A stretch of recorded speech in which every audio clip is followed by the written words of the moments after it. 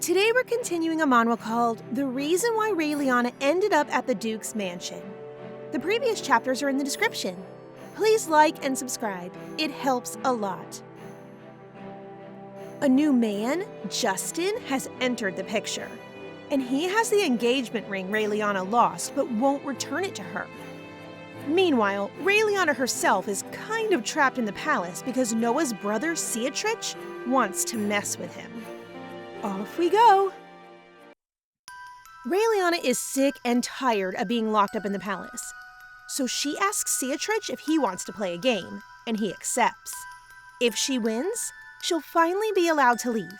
But Beatrix being Beatrix, he makes it difficult and disguises Raeliana, telling her the game is for Noah to find her dressed like that in a masquerade ball, because supposedly, that's what love is all about. Much to Raeliana's surprise, he was right.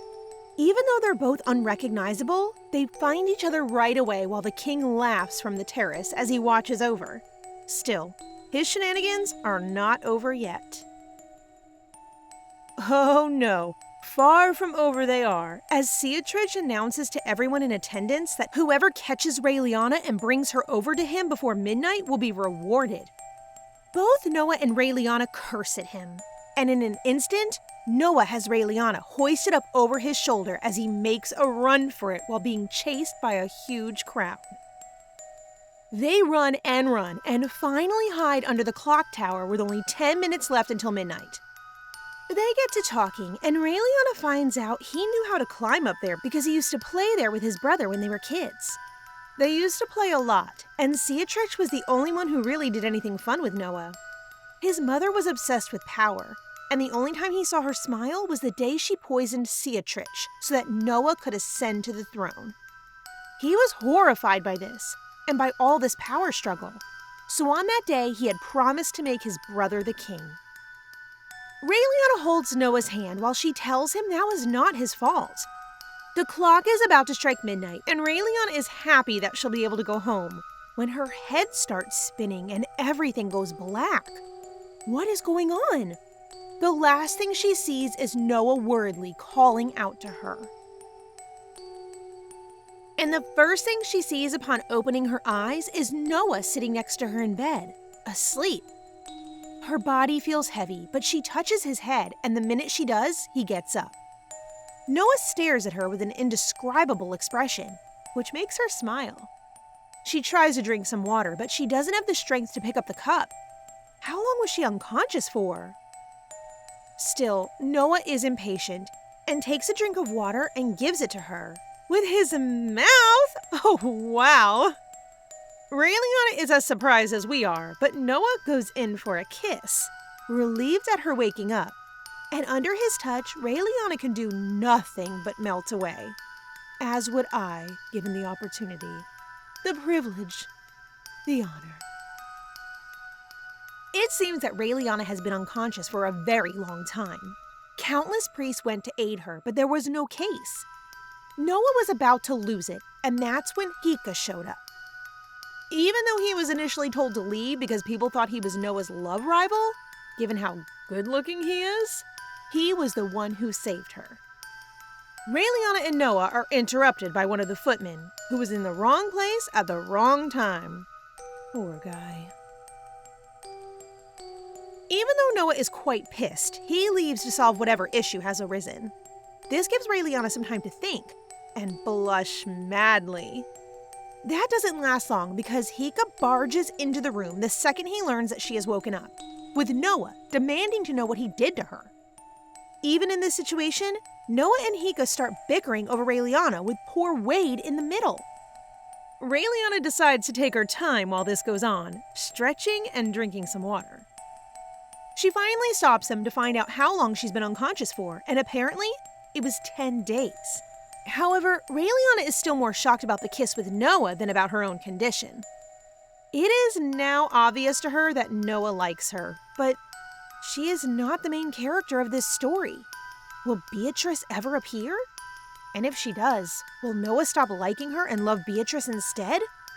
All of this makes her worry. It makes her anxious. When will it all come to an end?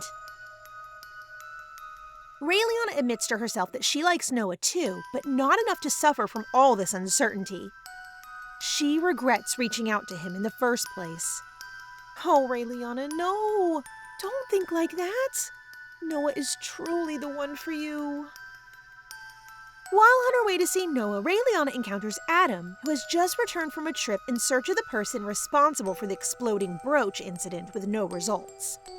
He thoroughly checks up on Raeliana to make sure she's okay, and thinking it's something from his culture, she attempts to do the same to him, much to his astonishment. Raeliana finally meets up with Noah, and she goes straight to the point. "Noah, do you like me?" she asks. He stares at her with cold eyes for a second, and then smiles as he calls her over. Raeliana is confused, but then Noah grabs her hand and kisses it, and she knows what he's about to say. She puts her hands over his mouth, stopping him. If he said he likes her, she'd fall hopelessly in love instantly. He's that handsome. Girl, I get you. I really do. So to save herself the trouble, she starts talking on and on about the Larkin family, which is what Noah had wanted to know, and says they are even now, so the deal is over. Raeliana attempts to leave, but Noah catches her by the wrist, asking, "What if I don't want the deal to be over?" She asks him to be let go, but he refuses, saying their contract has not yet expired since there's still some time left on it. Raeliana turns with surprise as Noah pleads for her to give him a change. Is this the Noah we know? He looks so keen and concerned. I'm totally digging this. Imagine being pursued by such a handsome guy. Eee! All of this was just witnessed by Hika, who snickers creepily over how embarrassing that must all have been for Noah. The next day, Hika gives a public speech about church stuff because he does have to somehow justify his visit to Chalmers. He can't just leave the Holy Land for no reason. Wade calls Raeliana over after it's done because Hika wants to speak with her privately. And on their way over, Wade basically says that Hika is annoying and unbearable, but that he's also very lonely and that he really likes her, which is something very new to him. Aw, Wade really does look up to him even with all of what he puts him through. Once in Hika's room, the Pope is already back to his child form, and after insisting on being called Grandpa again, he gets to the point, asking Raeliana what she has done. Raeliana is confused, but Hika explains that given his blessing, she shouldn't have ever fallen ill, but she got a cold and then got unconscious.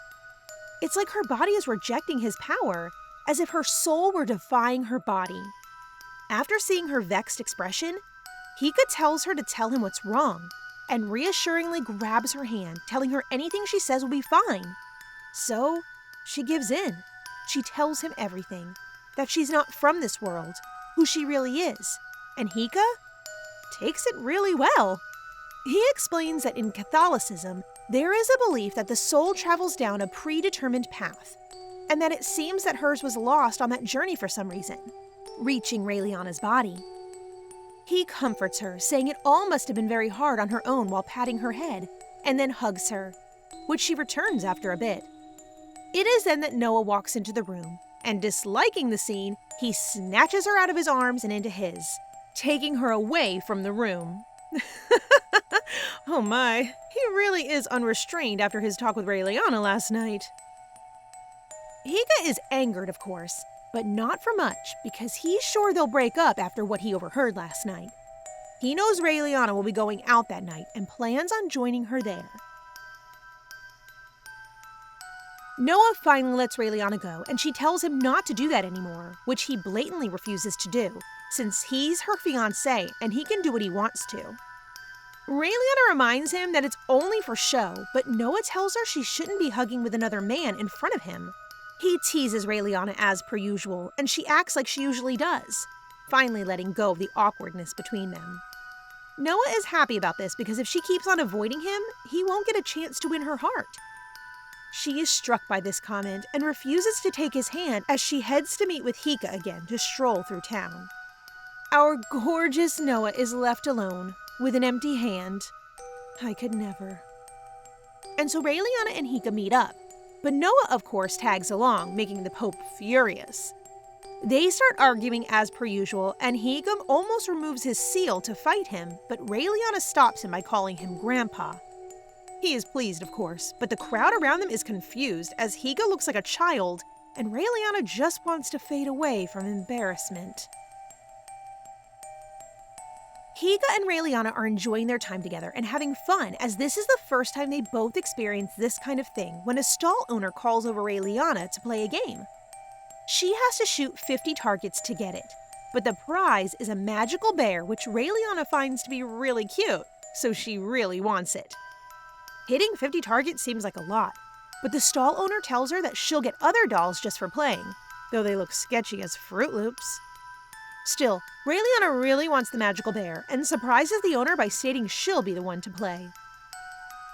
As expected, our female lead starts hitting one target after the other with ease, which enables Hika to mock Noah and Adam, who supposedly came along with the excuse of protecting her. She clearly needs no protection at all.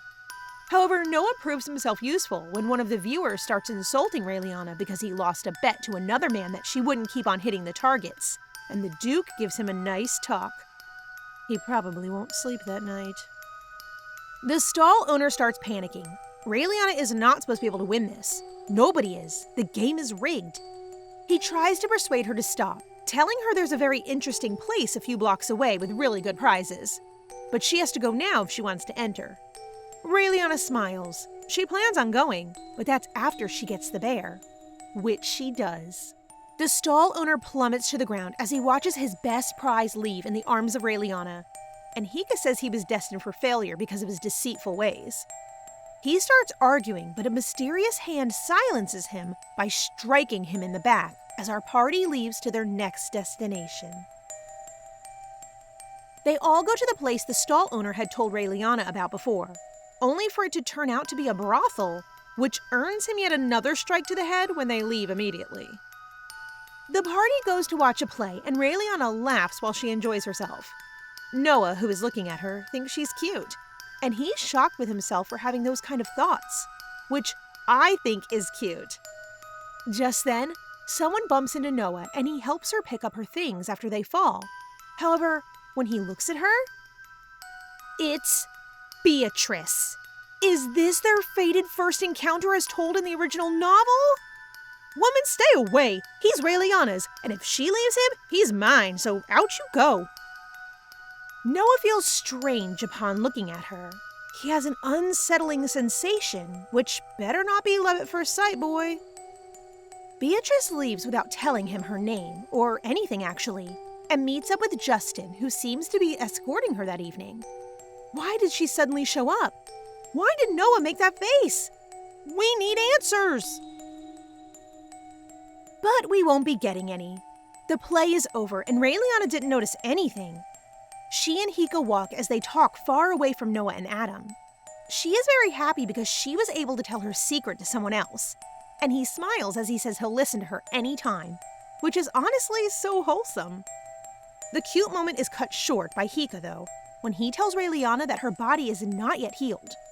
Her soul keeps on being rejected by her body, and if she collapses again, she might not wake up. He says he'll try to get answers in ancient Catholic scripts, since they describe something similar to her situation. But it'll take a while because he's currently on tour, and he won't be able to check them till it ends. He is concerned about the fact that she doesn't have any of Raeliana's memories from before she entered the body, and can't remember anything from when she was pushed in her previous world. Even more so because there are traces of dark magic in her. Raeliana is worried, but he comforts her and gives her the bell that seals his power, saying that this should do a better job at protecting her since it's full of his holy power. Thank you, Hika, for protecting our Raeliana, and for letting us see your handsome adult face once more. The next day arrives and the Pope must leave, but he blesses Raeliana with a kiss on the forehead before doing so, which she returns with a kiss on the cheek. A very annoyed Noah looks from behind them as Hika tells him to break up with her soon. The Pope leaves, and Raeliana feels a bit upset, but is suddenly distracted by Noah grabbing her head and wiping her forehead where Hika blessed her. This is hysterical. To add to our amusement, the next morning, Noah asks the butler again and again about Raeliana while she gets ready. He's obsessed, I'm telling you. After the maids finish with her outfit, they comment that they have not seen Raeliana wear her engagement ring for a while. And this is when she realizes it's gone. It only took what, 3 to 4 weeks? Gosh, girl. She searches for it frantically, but it is nowhere to be found. Just then, the butler knocks on her door, and an impatient Noah makes his appearance, looking swoon-worthy as always. Raeliana has to literally remind herself that he is supposed to be someone else's man to keep her composure. Raeliana clearly keeps her distance from him, being quite cold as though she does not want to get more involved. And though Noah is visibly upset, he thinks it's enough for now. She leaves with Adam to the palace to keep on looking for the ring there. It's so expensive that her whole family would be in ruins if she had to repay Noah for it. On the way, she makes a comment like, "It'd be better if I just died like this," because of the loss of the ring, which is of course an exaggeration. But sweet, sweet Adam gets worried about it and grabs her face, telling her he does not like for her to talk like that. Raeliana realizes it was inconsiderate of her to speak of such things in front of him and apologizes to him, although she does worry what will happen to her if she doesn't find the ring. She searches for it as soon as she gets to the palace, but she won't find it easily, since it was Justin who picked it up. Speaking of whom, the captain of the night guard loiters around, not really doing his job, saying he's following his fate as he stares at the famous ring, when he suddenly sees her as she tries to catch something flying out a window. He acts all smooth, asking her if she'll spare him some of her time if he finds what she's looking for. Raeliana is very surprised to see he has the ring, and he tells her to stay where she is so he can go to her. While Justin's friend Nathan, who witnessed it all, is sure he's seen the woman Justin so clearly seems to be pursuing, but he can't recall where. Justin goes to where Raeliana is, and she's very thankful for him finding it, thinking he's basically a kind angel that saved her. But it all changes when he suddenly says he never said he was just going to hand it over. Raeliana is shocked to say the least. What does he mean? What does he want? Wouldn't you like to know? But that's all the time we have for today. Don't forget to ask for the next part in the comment section so you can find out, and to like and subscribe for more videos. Thanks for watching, and see you in the next one!